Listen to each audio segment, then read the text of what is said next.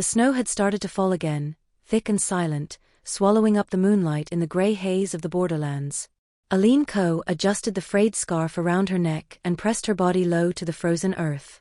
Her breath came in quiet gasps, her eyes scanning the no-man's land that separated northern Mexico from the United States. Her knees bled beneath torn jeans. Her boots, borrowed from a man she had met in a smuggler's safehouse in Reynosa, were too large and offered no warmth. The wind carved through her coat like it wasn't there. But Aline didn't stop. She couldn't. Somewhere across the desert, on the other side of the border, was hope. And inside her, beneath her thin layers and fragile will, beat 4 hearts, not just hers, but 4 tiny lives she had never meant to carry. 3 months ago, she had been a medical student in Caracas, Venezuela. Her father, a once respected professor, had disappeared in a political purge. Her mother had died queuing for bread. Her younger brother Marco had joined a resistance group and had not returned. When soldiers came for her, she ran. What happened next, the capture, the camp, the repeated abuse, was a blur of pain and silence. She escaped one night when the camp guards were distracted by gunfire in the distance. She ran barefoot, through cacti and gravel and burning hunger, until she found herself in a town whose name she never learned. A local church took her in for a few days.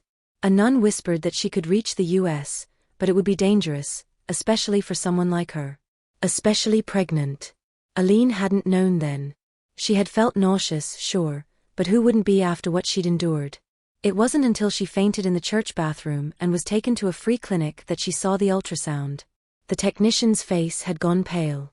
"You are pregnant," she had said softly. "There are 4. 4. Aline had laughed, then sobbed. How could her body, barely surviving, support 4 lives? Yet she couldn't bring herself to turn away from them. The technician offered choices. The nun, advice.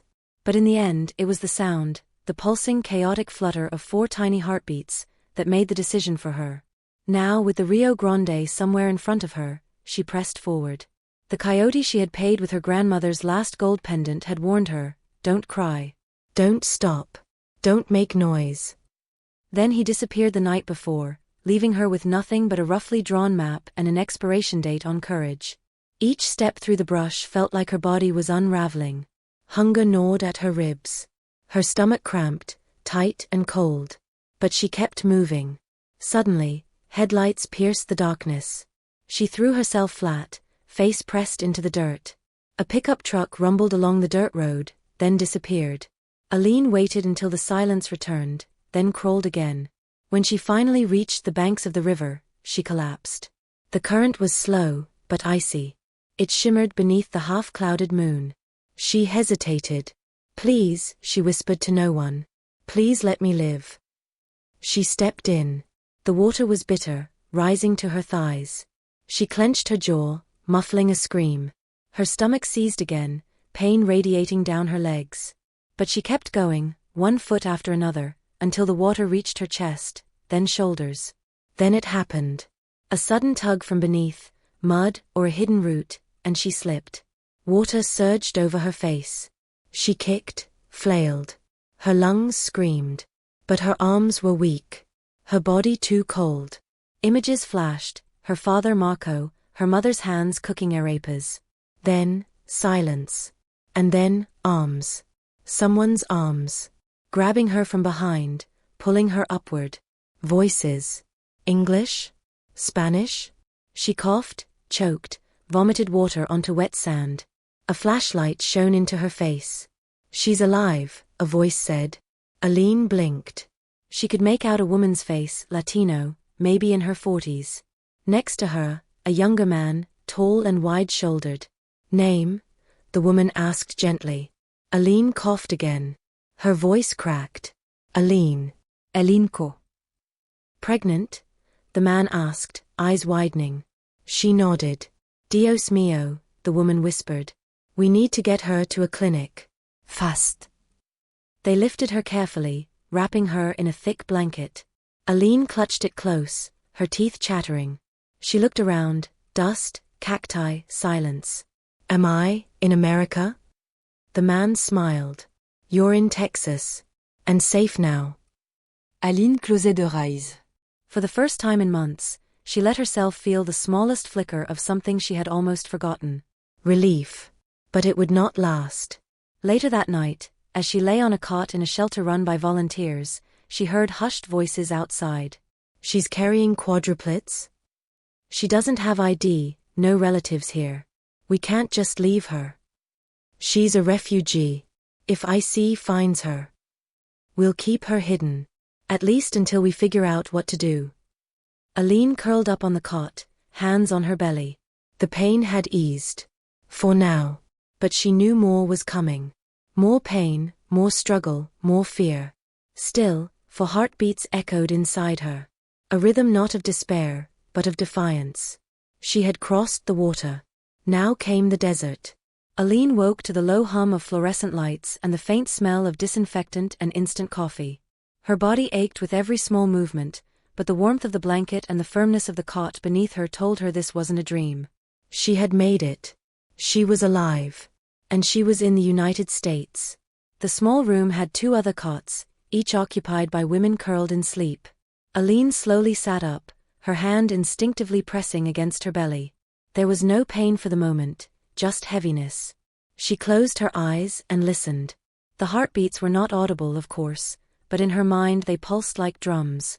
She swung her legs over the side of the cot and stood. Her legs wobbled, weak from cold and stress, but she steadied herself against the wall and shuffled toward the hallway. The shelter was quiet, too quiet. Aline had grown used to noise, sirens, shouting commands. This silence felt unnatural.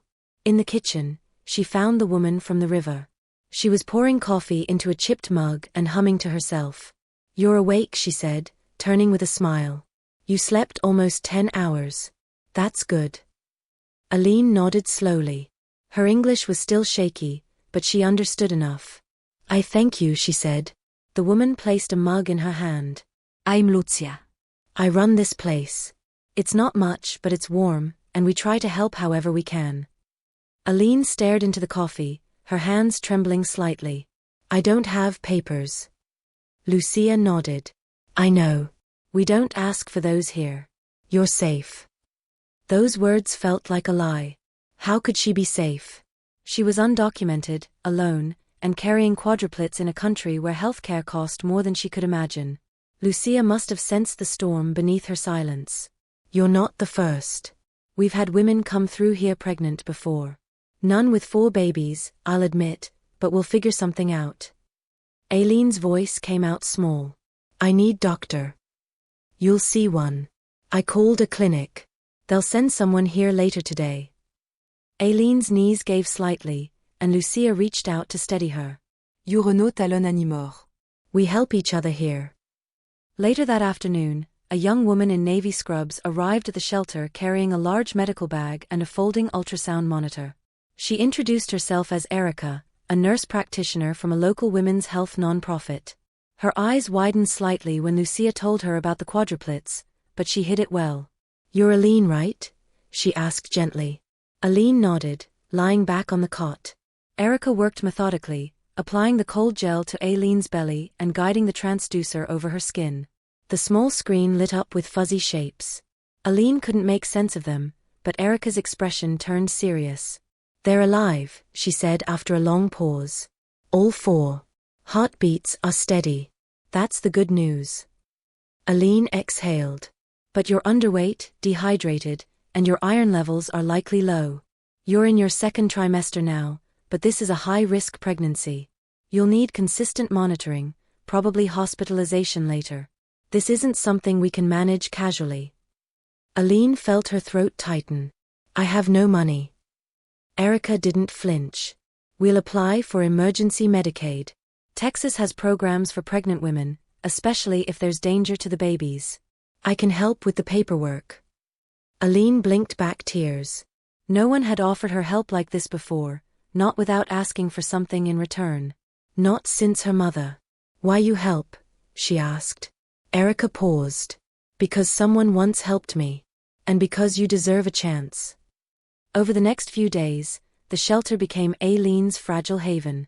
She took vitamins provided by the clinic, ate small meals, and slept as much as her mind allowed.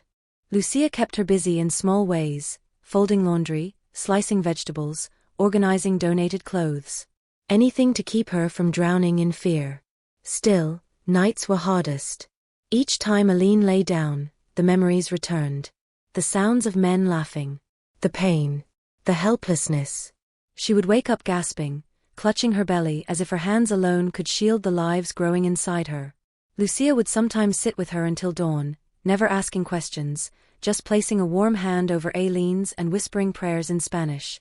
After a week, Erica returned with a social worker named Ms. Jenkins. Aline was suspicious at first. She had met too many official people in her life who brought only trouble, but Erica insisted this was different. She's not from IC. She works with asylum seekers. She's here to help you stay. Ms. Jenkins had kind eyes and a voice that didn't rise or rush.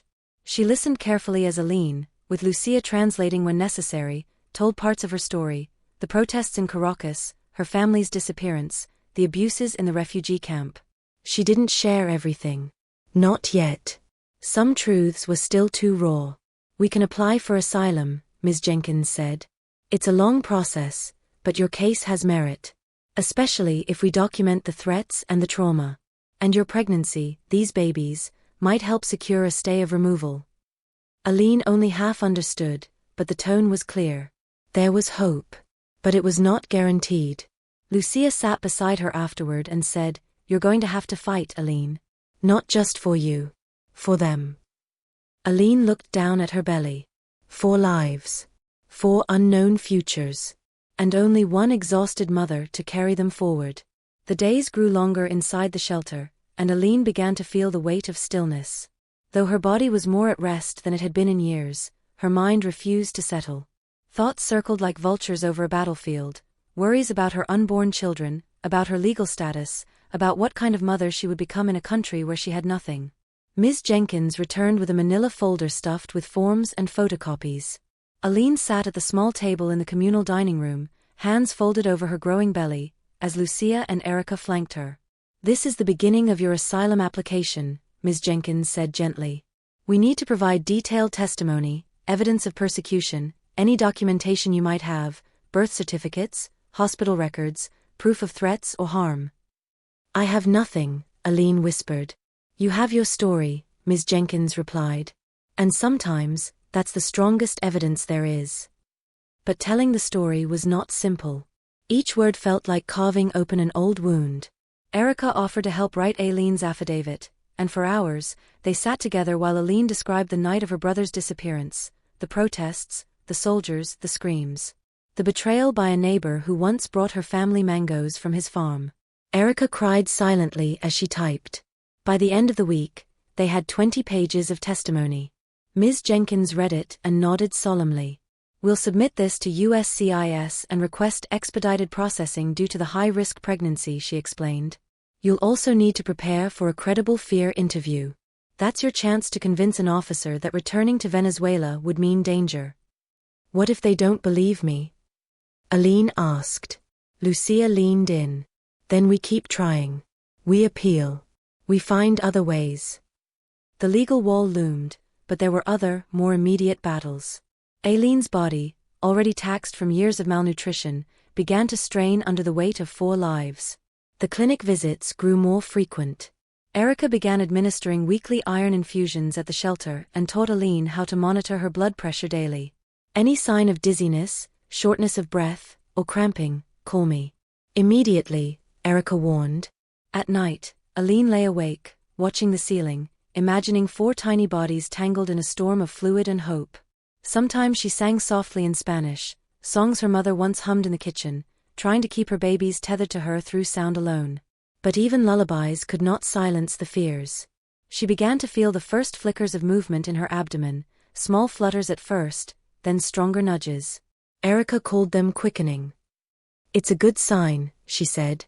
"They're growing. They're active. They're fighters, like you."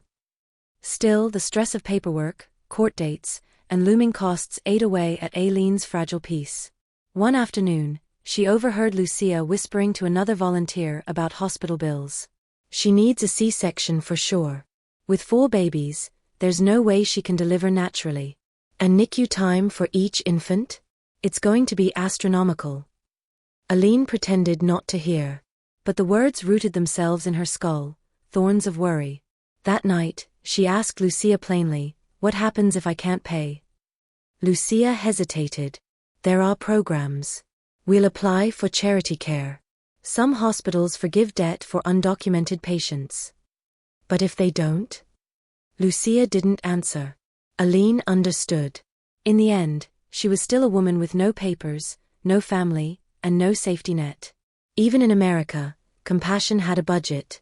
The next week, a new figure entered Aline's life. His name was Thomas Avery, a retired pastor in his late 60s with a voice like gravel and a heart too big for his cardigan. He volunteered at the shelter every Thursday, mostly to drive residents to appointments or help with donations. When he met Aline, he shook her hand gently, then crouched so his eyes were level with her belly. "For miracles," he said, eyes twinkling. "You must have done something mighty special to be chosen for this task." "I don't feel special," she replied. "Well, special people rarely do." He began bringing books each week, some in Spanish, others in English with sticky notes translating key words. He told her stories about his late wife, who had been a nurse, and how she used to say that courage didn't look like battles or medals, it looked like a mother feeding her baby at 3 a.m. even when her bones ached. Aline found herself smiling more when he was around. One Thursday, he pulled up in an old blue pickup and said, "Come with me. I want to show you something." Lucia nodded approvingly. "It's okay. He's safe." They drove 20 minutes outside the city, past strip malls and gas stations, until they reached a narrow road that led to a small farmstead. Aline stepped out and stared at the open field, the rows of green sprouting from rich soil. "My daughter runs this place," Thomas said. "Organic vegetables, goats, chickens, the works. We're expanding our workers' housing. Could be a place for you and your babies later on." Aline turned to him, stunned. "Me? Nothing's promised," he said. "But if you get your asylum, you'll need somewhere to go. Somewhere quiet. Safe. With work, maybe." Tears welled in her eyes. She hadn't imagined a future beyond the hospital. Beyond the next appointment. Beyond survival. Now someone was offering her land, soil, and time. As they drove back, Thomas said quietly, "You were sent here for a reason, Aline. I don't claim to know what it is. But I believe the world needs your children." Aline looked out the window and saw a line of birds flying in formation against a pink sky. For the first time in years, she didn't feel like she was running. She felt like she was being called. The smell of antiseptic lingered in the air as Aline sat quietly on the hospital exam table. Her blouse was lifted, a thick layer of cold gel smeared across her stretched stomach. The ultrasound technician moved the wand gently, her eyes narrowing with concentration. "You're at 27 weeks now," she said, glancing at the screen. "Babies A and B are growing steadily. C is a little smaller. D is giving us a little concern." Aline's breath hitched. What kind of concern? The technician didn't answer right away. Instead, she printed the sonogram images and stepped out of the room. Minutes passed like hours. Finally, Dr. Reynolds entered, her face calm, but serious. "Aline," she said, "one of the fetuses, baby D, has a slower heart rate than we like to see. There's also a sign of reduced amniotic fluid around them. That could indicate fetal stress." "What does that mean? Are they," her voice broke, "are they dying?" Dr. Reynolds knelt beside her. "We're not at that point yet. But it does mean we need to monitor more closely. You're carrying 4 babies, which is already a high-risk situation. We may need to admit you for inpatient monitoring soon. It's the only way we can act quickly if something changes." Aline's mouth went dry. "How soon?" "Maybe next week. We'll do another scan in 5 days. If baby D's vitals drop further, we admit you immediately." She left the hospital with trembling legs and a folder of paperwork clutched to her chest.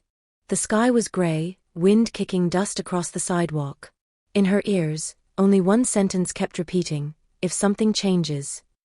Back at the shelter, Aline curled up on her cot. She could feel them all moving inside her, tiny taps and kicks. Were they fighting? Were they afraid? Were they aware that one of them was struggling? Lucia sat by her side that evening and tried to offer reassurance. "Even if you go to the hospital, We'll be with you. We'll find ways to visit. Juureno talonne. But what if I lose one? Aline whispered. How do I live with that? You don't think about that, Lucia said, gripping her hand. You think about fighting. You think about surviving. That is what you've done every step of the way. Despite the encouraging words, Aline couldn't sleep.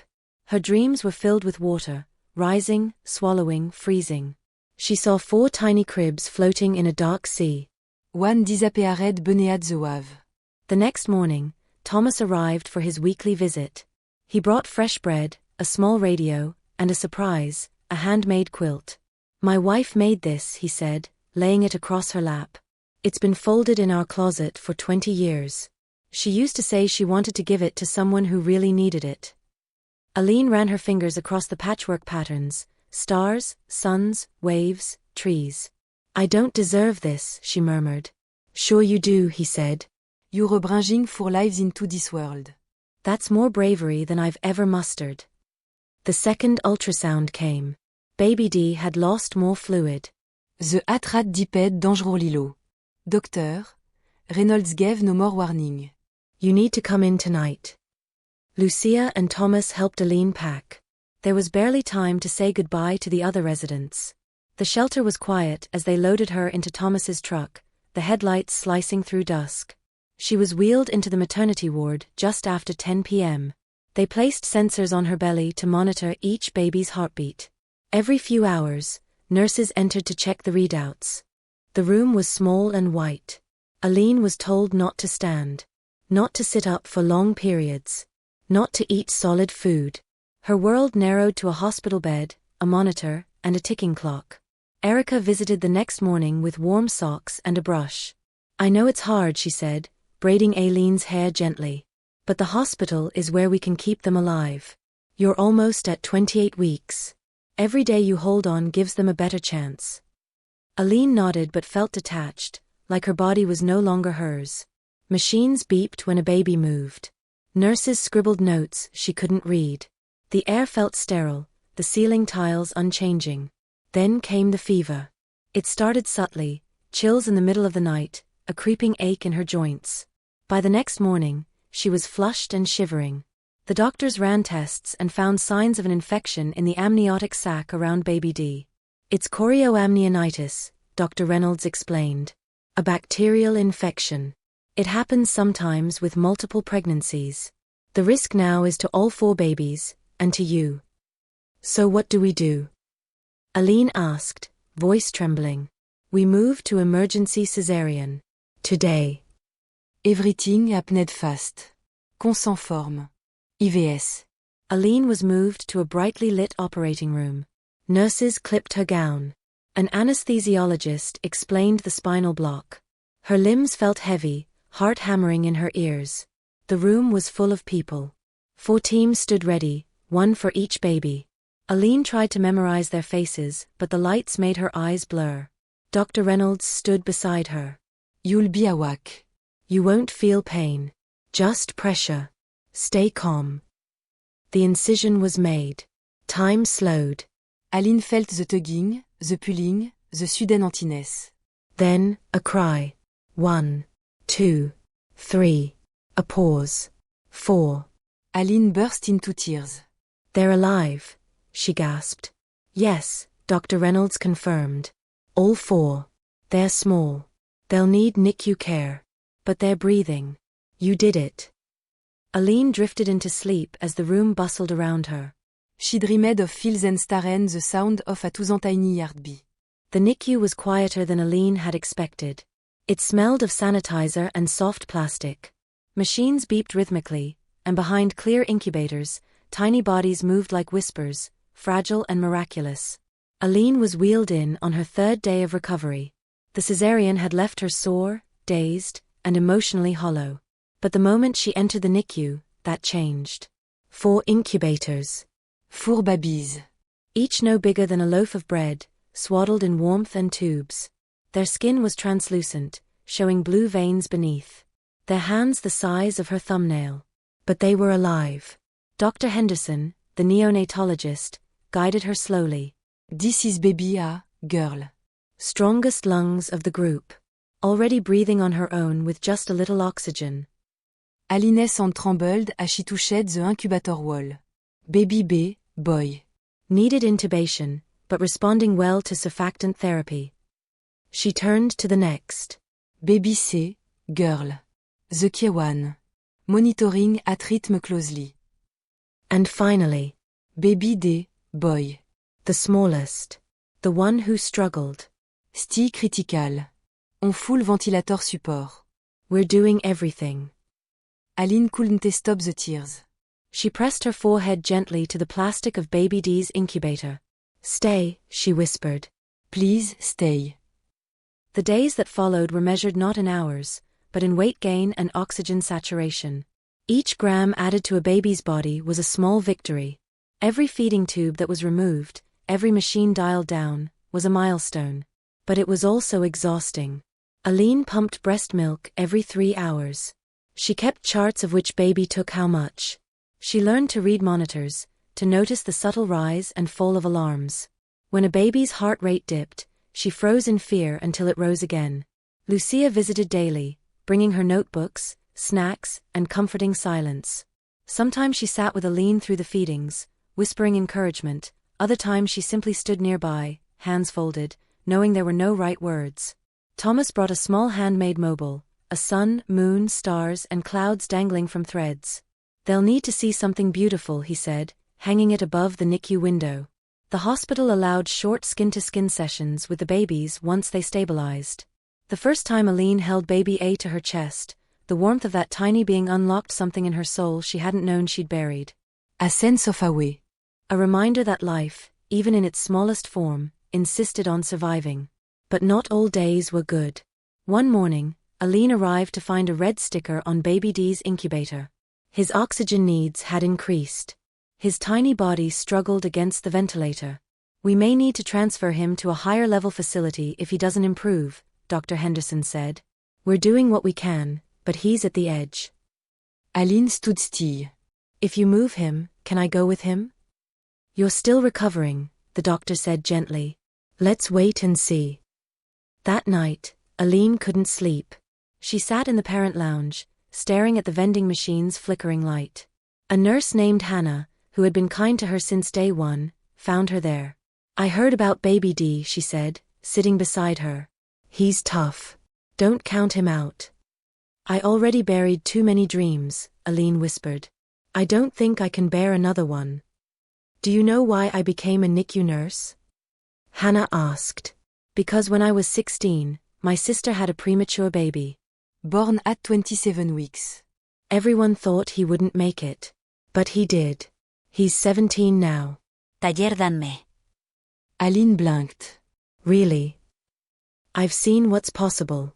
That baby didn't smile until 3 months in. But now he smiles all the time. Aline managed a weak log.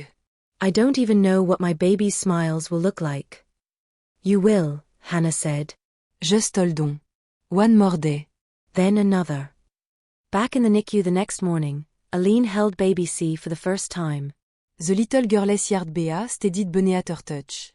When Aline softly hummed a lullaby from her childhood, the baby's tiny fingers moved, as if grasping the tune. Aline sang to each of them in turn. The same song. Her voice cracked, but she sang anyway. The nurse listened in silence. By the end of that week, Baby A was moved to an open-air crib. Baby B was breathing room air for 5 hours at a time.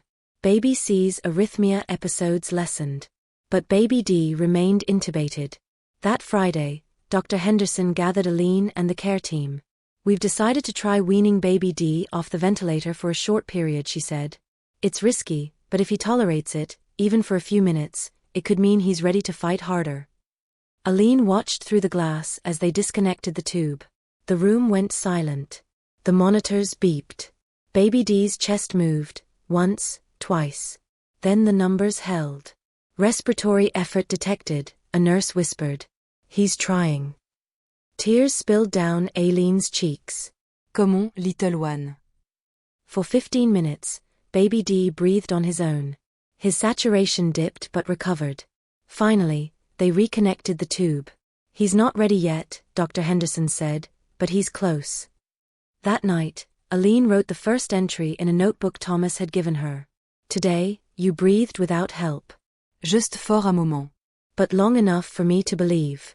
Aline sat by the NICU window, eyes fixed on the horizon as the winter sun rose over the city. It had been 27 days since her babies were born. Each day had felt like an eternity, a suspended breath between hope and despair. But now, a quiet rhythm had begun to take shape. Baby A was transferred out of the NICU entirely, now rooming in with Aline in the hospital's transitional care ward. The nurses affectionately called her the trailblazer. She cried the loudest, fed the strongest, and kept everyone on their toes. Baby B followed shortly after. Though slower to catch on to bottle feeding, he was resilient. Aline had nicknamed him the Thinker, always scanning the world with wide, solemn eyes. Baby C remained in NICU, still under observation for cardiac concerns, but she was growing steadily. Her nickname was the Whisper, for her quiet, observant demeanor. And Baby D. Baby D was still fighting. Every day, Aline walked the same path from the ward to the NICU, heart clenching as she approached the 4th incubator. But recently, there had been signs. He tolerated longer periods off the ventilator. He responded to her touch. He even opened his eyes, tiny slivers of blue-gray, when she spoke his name. "You're my anchor," she whispered to him one evening, pressing her fingers to the warm plastic. "You keep me rooted, little fighter." The hospital staff noticed a change in Aline. She had transformed from patient to guardian, from frightened refugee to a mother carrying the weight of 4 fragile lives with remarkable grace. Lucia, who had once been Aline's only connection to the outside world, now became part of her family. She came often, bringing meals, laundering tiny clothes, even offering late-night company when the silence became too heavy. One day, she arrived with news. "The Refugee Legal Aid Organization got back to me," she said, eyes bright. "Your asylum case is progressing. They've granted you an emergency work permit, and your permanent residency is under review." Aline stared. I can work." "Yes. And receive benefits. The hospital's charity arm is also considering long-term support, especially now that your story is gaining attention." Aline's mind raced. The idea of work, of earning something on her own, filled her with both hope and fear. She'd been dependent for so long, on strangers, on nurses, on kind souls who expected nothing in return. But part of her longed to stand again on her own feet. Stille, the shadow of uncertainty. That evening, she visited Baby D again. A new nurse had written a quote on the whiteboard above his bed: "Every storm runs out of rain." Aline smiled. "Then let this storm be over, my love." The next morning, she was awakened by urgent footsteps in the hallway. A nurse knocked and opened the door without waiting. "You need to come," she said. "It's Baby D." Aline's heart dropped. In the NICU, Dr. Henderson met her with tense eyes. He had a desaturation episode early this morning. His heart rate dropped rapidly. "We stabilized him, but we're entering a critical window." Aline felt her knees buckle. She reached for a chair and sat down slowly. "What are you saying?" "We need to consider next steps," the doctor said. "There's a possibility of neurological damage if these episodes continue. We'll do a brain scan later today. We also need to prepare you, in case he doesn't improve." Aline stared at her hands. They trembled. "I can't give up," she whispered. "No one is giving up," Dr. Henderson said gently. "But we must be honest. He's fought hard, but he may be tired." The hours crawled by. Lucia sat with her. So did Thomas, who offered no words, just a quiet, grounding presence. When the scan results came in, the news was sobering. "There's some irregularity in activity," the radiologist explained. "We can't make full conclusion yet." "It could resolve. Or it could indicate longer-term developmental issues." Aline didn't cry. Not at first. Instead, she returned to the NICU, pulled up a chair beside Baby D's incubator, and laid her hand on the warm surface. She told him everything. About the boat she took across the ocean. About the nights in the shelter, clutching her belly. About the moment she heard his heartbeat for the first time. "You are the proof that even broken things can bloom," she said. "I didn't think I had anything left to give. But you gave me everything." And then she sang. A quiet lullaby in the language of her childhood. Nurses paused. One of them wiped her eyes. And Baby D's monitors held steady, no dips, no red alerts. The next morning, the attending nurse met Aline with astonishment.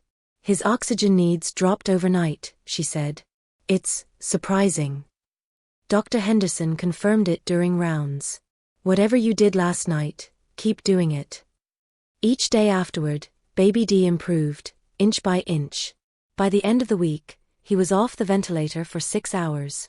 Then 8. Aline wrote another entry in her notebook. Heard-me. My voice pulled him from the edge. Det is what love is. It calls you back when everything else is pulling you under.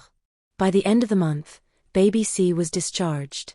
Baby D remained. But he was breathing room air. He opened his eyes when she spoke. He gripped her finger with a strength that made her gasp. And one day he smiled. It wasn't much, just a twitch at the corner of his lips. But it was there. Aline sobbed into her hands. The nurse beside her said softly, "There it is. The first miracle." Spring arrived in Minneapolis as a quiet transformation. Snow melted from the sidewalks. Tree buds pushed through the frost. And in the pediatric recovery wing of University Hospital, Aline prepared to take her babies home. It had been 78 days since their birth. She stood near the discharge desk with Lucia by her side, holding the tiny car seats that had been donated by the refugee shelter. 3 of the infants were bundled up and ready. Baby D, now officially David, was still under close observation, but the doctors had cleared him for short-term homestays, with daily check-ins. Aline's hands trembled as she fastened the last buckle. "Are we really going?" she asked, her voice barely above a whisper. Lucia nodded. "Yes. You've earned this." Thomas waited outside with his beat-up van. He had taken a day off to help drive her and the babies to their new apartment, arranged by a coalition of church volunteers and refugee housing initiatives. It wasn't much, a 2-bedroom unit in a modest building, but it was hers. As the van moved through the city, Aline watched the world pass by. People on bikes. Children playing. All men walking dogs. She hadn't realized how much she missed being part of life. When they arrived, the apartment smelled faintly of fresh paint and lemon cleaner. There were donated toys in the corner, baby bottles lined up on the counter, and a small note taped to the fridge, "Welcome home, Aline. From all of us at Shelter 3. She stood in the middle of the living room, holding back tears. The weight of those 3 words, "Welcome home, Aline," was almost too much. Later that night, after feeding, changing, and settling the babies into their shared crib, Aline stepped onto the tiny balcony. The city lights flickered like distant stars. For the first time in years, she wasn't running. She wasn't hiding. She wasn't waiting for the next danger. She was simply alive. But reality didn't take long to knock. The next week, a letter arrived. Her emergency work permit was valid for 90 days, after which she'd need to prove active income or risk her application stalling. Her savings, barely $400 from government stipends and donations, were running low. Diapé Allen cost a fortune. At the same time, Baby D needed a second brain scan. There were still lingering concerns about his neurological development. The doctor was honest. "We're not sure what the long-term effects will be," she said. "It's too early. He may walk late. He may not speak for years. Or, he may surprise us all." Aline nodded slowly. What do we do? "Love him. Encourage him. Monitor closely. We'll support you." But the pressure mounted. She began making calls. Lucia helped her print resumes and translate documents. She applied for part-time jobs, laundry work, cafeteria aide, night cleaning shifts. Most employers hesitated. Single mother of 4. No prior US experience. Refugee status. Then one morning, she got a call. A Somali-run daycare center was looking for an assistant, someone with experience handling infants, preferably multilingual. Lucia had slipped in a recommendation without telling her. The center's manager, Fatima, interviewed her in a small room filled with children's artwork. She asked questions about bottle feeding, sleep routines, developmental milestones. Aline answered with precision. After all, she was living the reality every hour of the day. "You'll start next Monday," Fatima said. "Part-time. We'll work around your schedule with the babies. Pay isn't much, but we'll help you apply for a childcare voucher. Aline was stunned. Why me? Fatima smiled. Because I was you once. 10 years ago, I held my son through a border fence and prayed we'd be safe. Someone took a chance on me. Now I take chances on others. On her first day at the daycare, Aline wore a second-hand uniform and carried her babies in 2 double strollers. The sight made the staff smile in disbelief. The toddlers she would help care for were loud and lively, but she was calm, focused. At night, she collapsed into bed with aching feet, but a full heart. Her days became a careful choreography. Wake. Feed. Work. Return. Cook. Hold. Sing. Repeat. She made friends with other immigrant mothers in the neighborhood, Nura from Somalia, Ing from China, Alejandra from El Salvador. They swapped food, watched each other's kids, and shared stories of broken homes and rebuilt dreams. David continued to be a question mark. Some days, he laughed and cooed. Other days, he stared blankly for hours. She learned not to measure him against his siblings, but against himself. One day at the daycare, Fatima called her into the office. "There's someone I want you to meet," she said. The woman waiting was from a non-profit mental health clinic. She specialized in trauma counseling for refugee mothers. "We're launching a pilot program," she said. "Support groups, therapy, even trauma-informed childcare. Fatima said you might want to help shape it." Aline hesitated. "I'm not a therapist." "No," the woman said. "But you're a survivor. And that matters." That evening, Aline sat on the floor with her babies, watching them reach for each other. She thought about the offer. It felt big.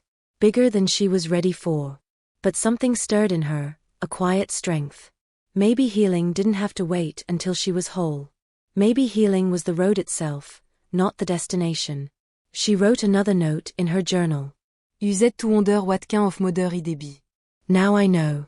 I am the kind that learns by doing, and loves without limit.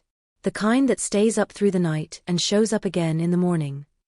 Spring deepened into summer. The babies lirned tout roll over. Then sit. Then crawl, 3 of them anyway. David stayed behind, but Aline saw him trying, muscles taut, eyes focused. "You'll get there," she whispered. In your time. Then, on a day when no one expected it, he did. David rolled over, looked up, and laughed. Aline burst into tears. She scooped him into her arms, holding him close. "You did it," she whispered. You did it, my boy. Outside, sirens howled in the distance, and a breeze carried the scent of grilled corn from the corner vendor.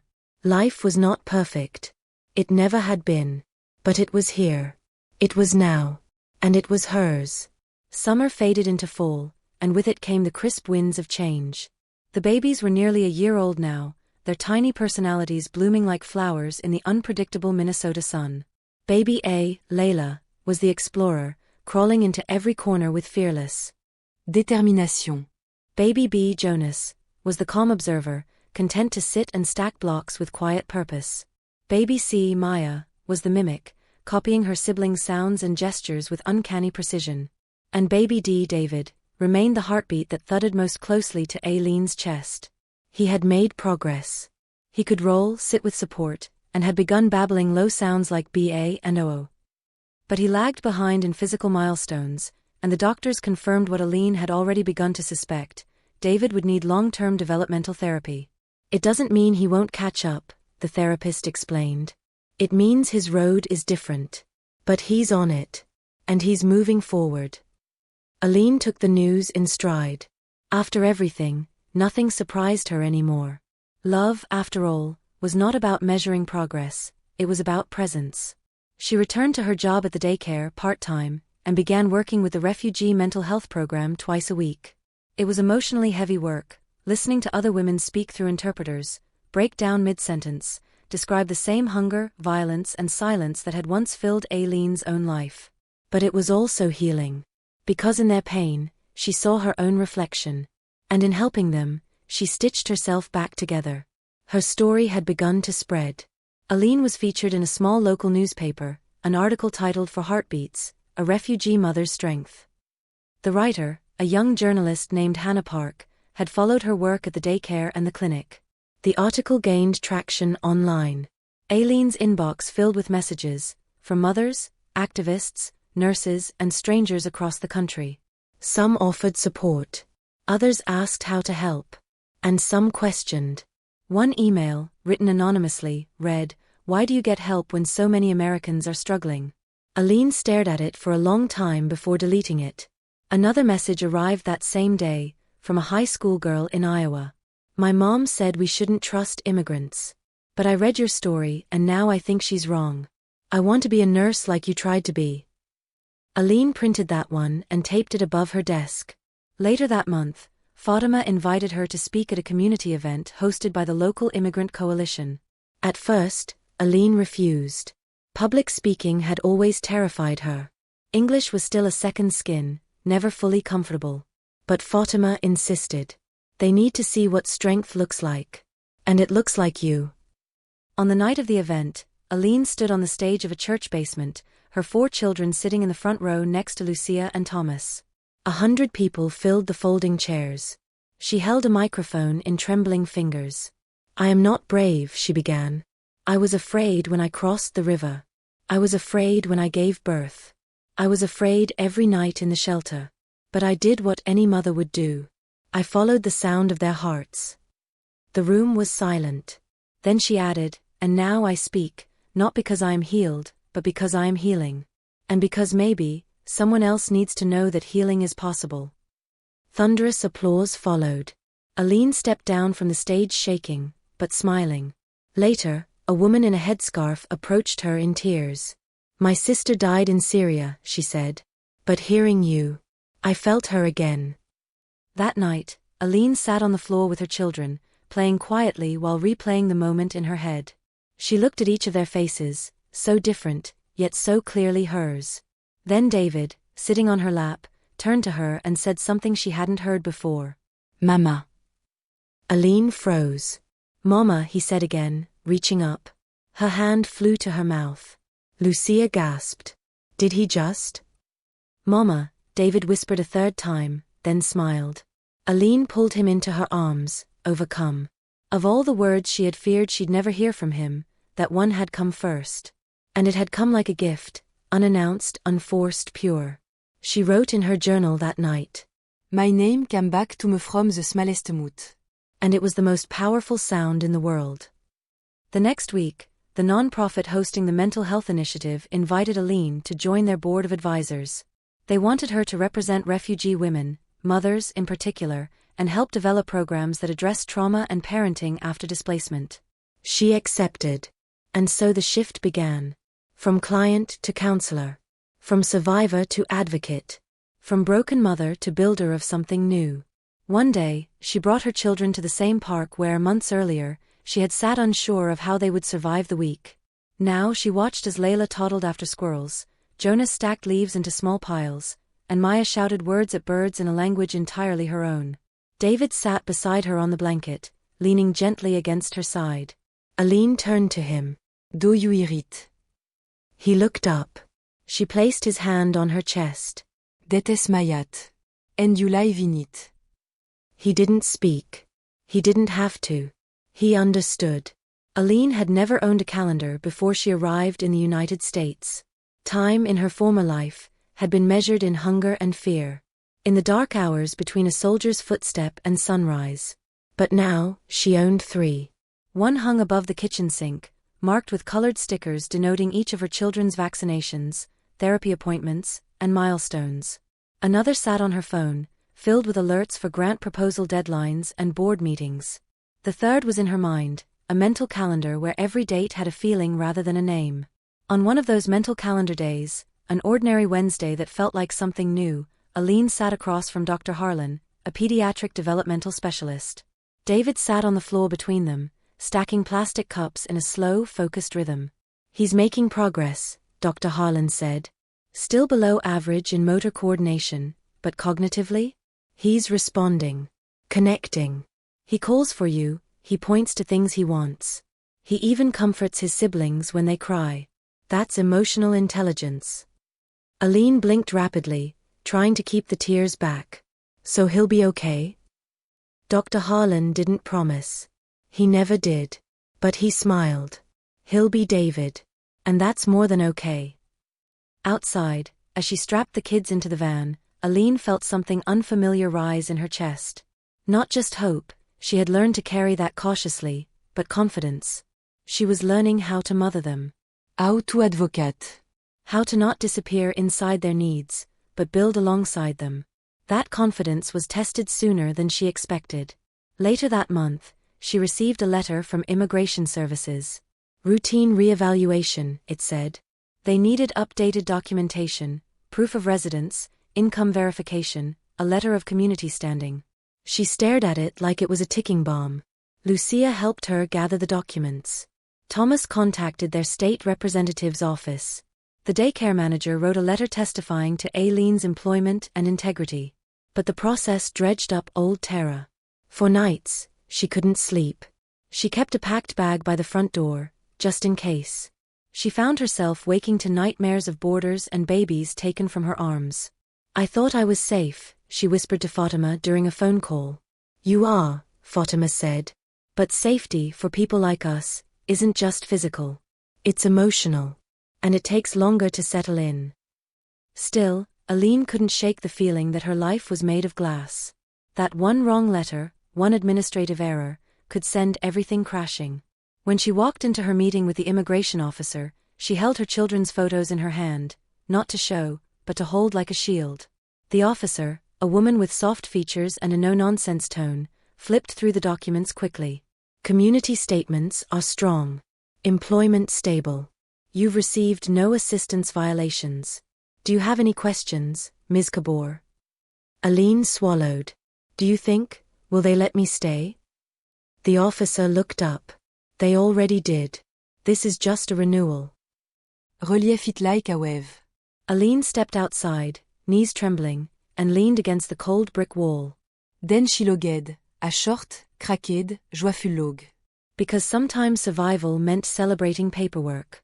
Back home, she scooped David into her arms and danced around the living room. Maya clapped, Jonas cheered, and Layla tried to climb the couch in triumph.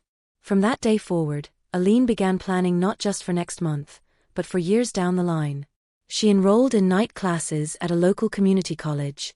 Her goal, to become a certified child development specialist. She wanted to work with children like hers. Children who had trauma stitched into their DNA.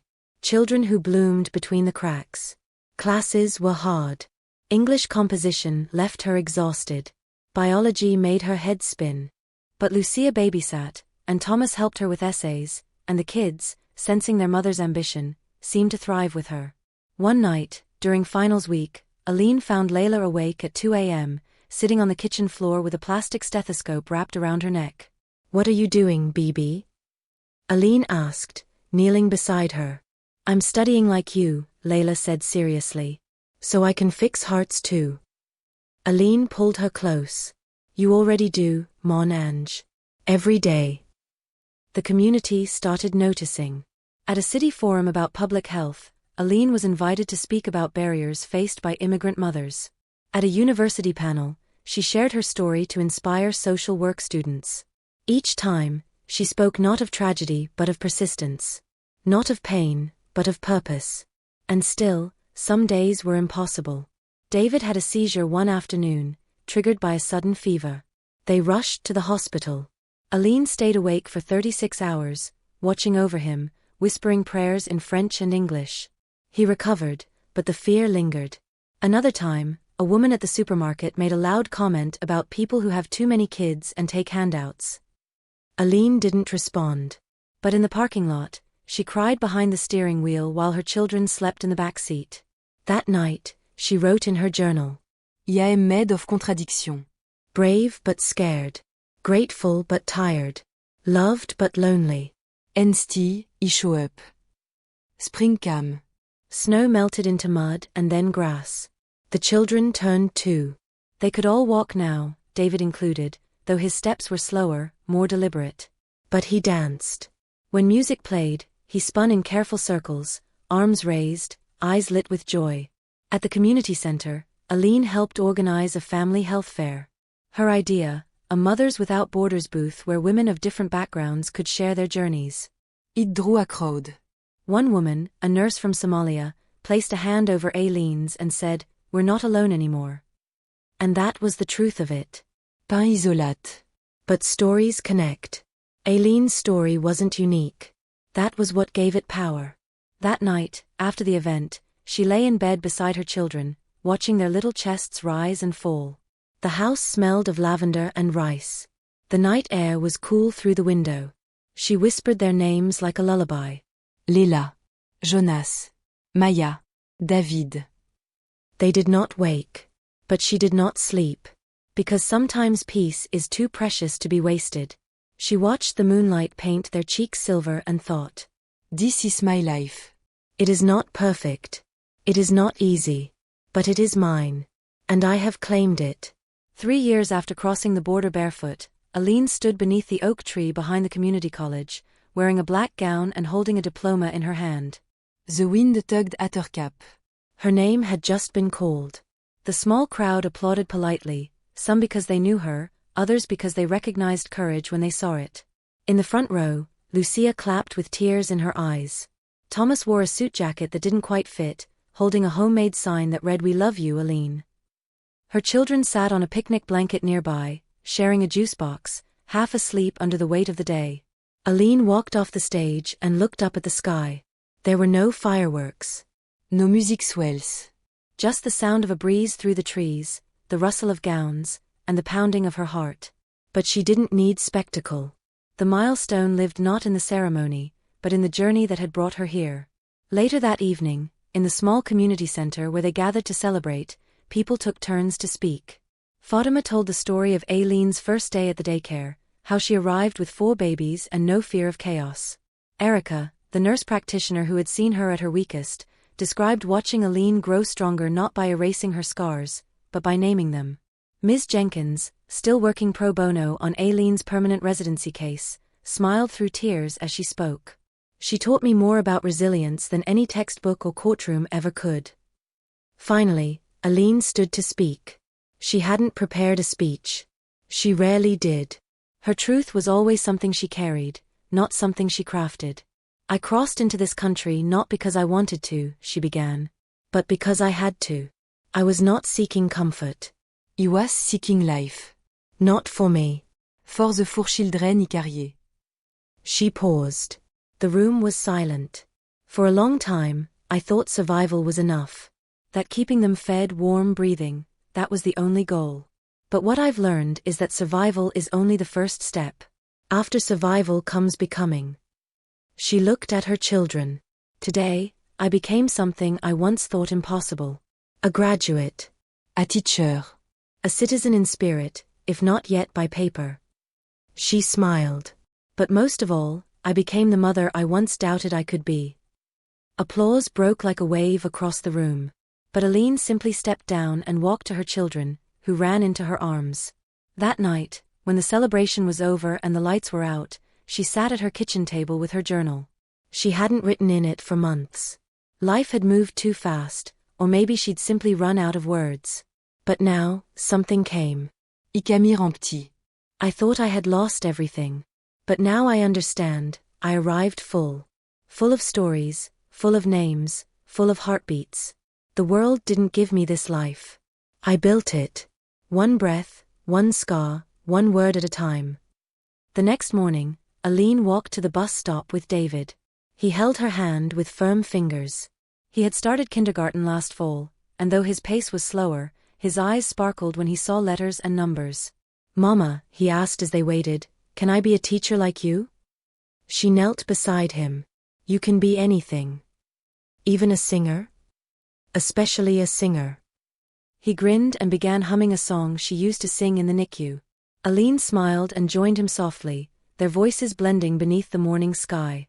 In the weeks that followed, she began working full-time at the nonprofit's new center, a place designed by and for refugee families. It included a library, a clinic, a childcare facility, and therapy rooms with walls painted in soft, healing colors. Aline was given her own office. 11 d'or, Itride. Aline Caboret, Family Trauma and Child Development Counselor. The first day, she arrived early. She sat at her desk and placed 4 photos beside her computer: Layla, Jonas, Maya, and David at age 3, all beaming in the park. Her first client was a woman from Honduras who spoke in whispers, barely meeting Aileen's eyes. She carried a baby in one arm and held the hand of another child who looked no older than 2. Aileen offered water, then silence, then the slow gift of presence. She did not rush the woman. She didn't speak about trauma. She simply said, "You are here. That is enough." Later that afternoon, she walked through the center, pausing at the bulletin board. Someone had pinned a quote: "We are not what we have lost. We are what we do with what remains." Aileen stood before it for a long time. That evening, she walked home with her children. The sun was setting. They passed a family grilling in front of an apartment building. Aileen waved, and the woman waved back. "Are you new here?" Aileen asked. The woman nodded.